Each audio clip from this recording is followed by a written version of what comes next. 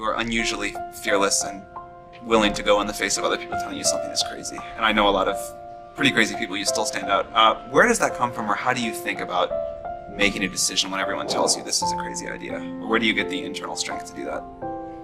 Well, first of all, I'd say I actually think I feel fear quite strongly. So it's not as though I just have the absence of fear. I feel it quite strongly.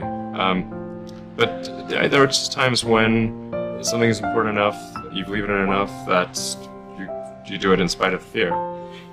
So speaking of important things, like people shouldn't think, people shouldn't think, well, I feel fear about this and therefore I shouldn't do it. It's normal to feel fear. Like there have to be something mentally wrong if you shouldn't feel fear. So you just feel it and let the importance of it drive you to do it anyway? Yeah, actually something that can be helpful is fatalism, to some degree. If you just accept the probabilities, then that diminishes fear.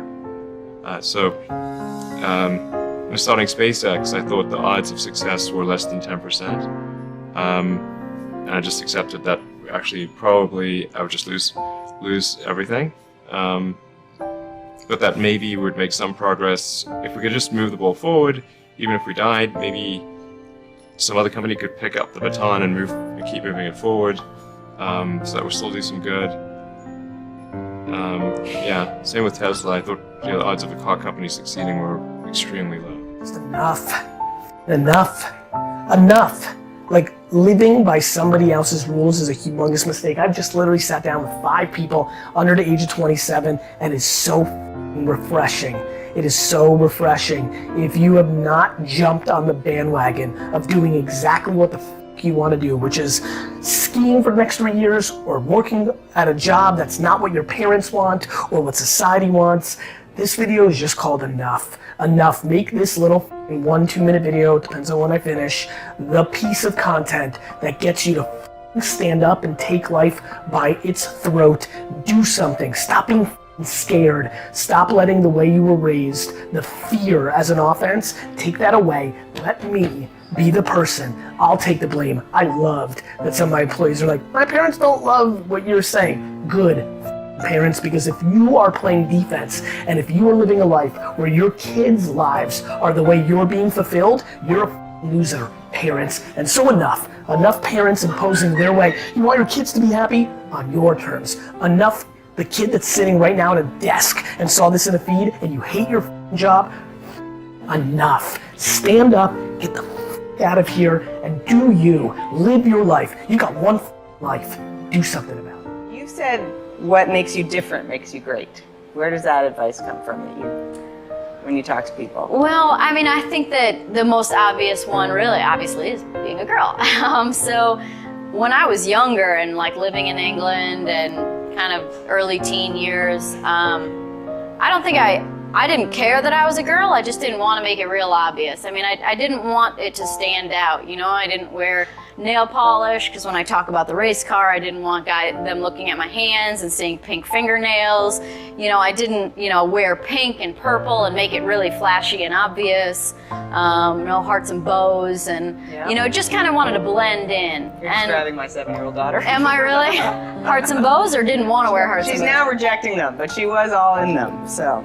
Well, you go through these phases where you feel comfortable and sometimes you don't, and I didn't really feel comfortable making it obvious. And so it really was, I came back from England when I was 19, and I let myself kind of go there to be a girl a little bit, and it really came from a kind of racy photo shoot that I did, that it was more girly of me, and it just all of a sudden stuff started happening, and people were contacting me, and sponsors and teams, and but nobody questioned what I could do. It wasn't like people didn't think I could race, or their opinion really changed on that. Maybe they had an opinion on what I did, but it didn't change the opportunity to be able to do what I wanted to do. It just really was opening doors, and it was allowing it, it was me being able to tap into something that was part of my personality, I mean, I think we're not one-dimensional people. We have all kinds of different sides to us. We're not, I don't just race and I don't just work on cars. I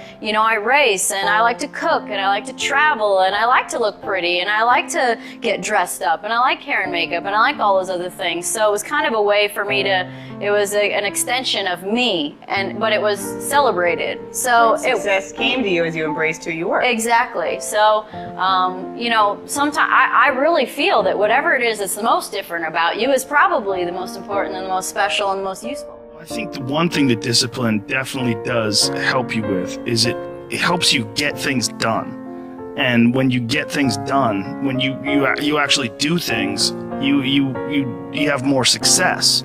If you have more success, and sometimes a big part of success is just not being lazy and just doing it. Yeah. That's like 90% of it is just showing up. Get there and start working. Like, you're not going to feel perfect every day. If I only worked out when I felt good, I'd be a fat because there's a lot of days I don't want to do it. It's pretty much the same with everybody that actually gets good at something. There's got to be those days you push through, and they're probably going to be more numerous than the days you don't. And so the benefit of discipline in my eyes has always been that through discipline I get things done. I always say that I'm like the most lazy, disciplined person I know because I don't want to do it. Yeah. But I always do. Obviously, you're very important. I read a lot. I try to read like 2 or 3 books a week. For me, what I realized very early on, and it's a little bit clear for me because I work in book publishing and I'm a writer, but like I consider reading to be like part of my job. So like, and that was actually somewhat weird when I was working full time in American Apparel. It's like I would want to sit there and like read a book, but you like can't do that at an office, But so now I work from home, so I can I can arrange my day in a way that like appearances matter a little bit less. But I think, reading, like what I say is like, okay, look, chances are whatever problem you're going through right now, someone else went through before you and they probably wrote it down. And so like books are the way that we access that knowledge. And if you're not availing yourself to it, you're going to learn a lot of things the hard way when you don't necessarily need to. So I consider like reading to be like part of my job and part of what's accelerated what I've been able to accomplish. So it's like when people are like, oh, how do you have time? How do you have so much time to read? It's like, well, how do you have time to sleep? And how do you have time to eat and go to work? Like, that's just what you do. It's not like this extra luxury that I squeeze in when I'm on vacation. Got it. That was going to be one of my questions. How do you have time to read? So there's no secret. And like, I don't read fast. Like, I think a lot of people think that people who read a lot must be like speed readers, and so they focus on that. It's like, no, people who read a lot just spend a lot of time reading because it's important to them.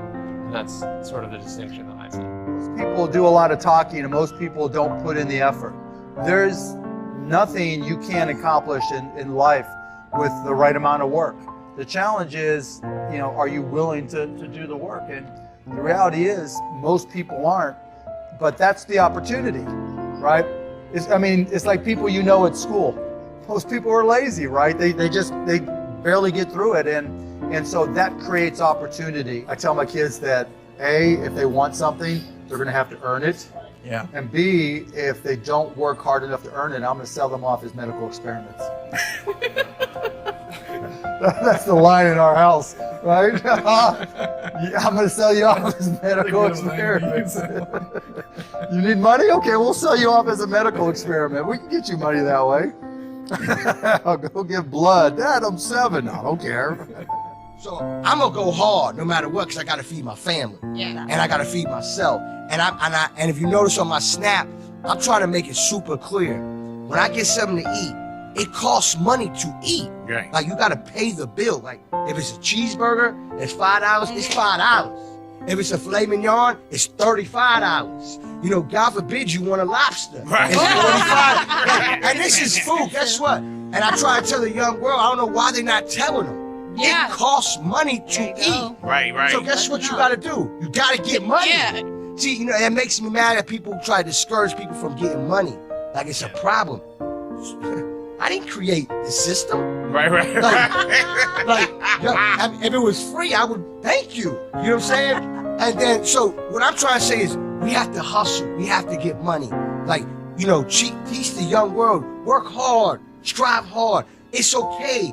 I remember when I was young, they told me, Khaled, you only gonna get a Hyundai. So I went and bought a Phantom. Oh. You know what I'm saying? Like, you know what I'm trying to tell you? Like, that's what I'm saying. If you want to wear a dope sneaker, what's wrong with wearing a dope sneaker?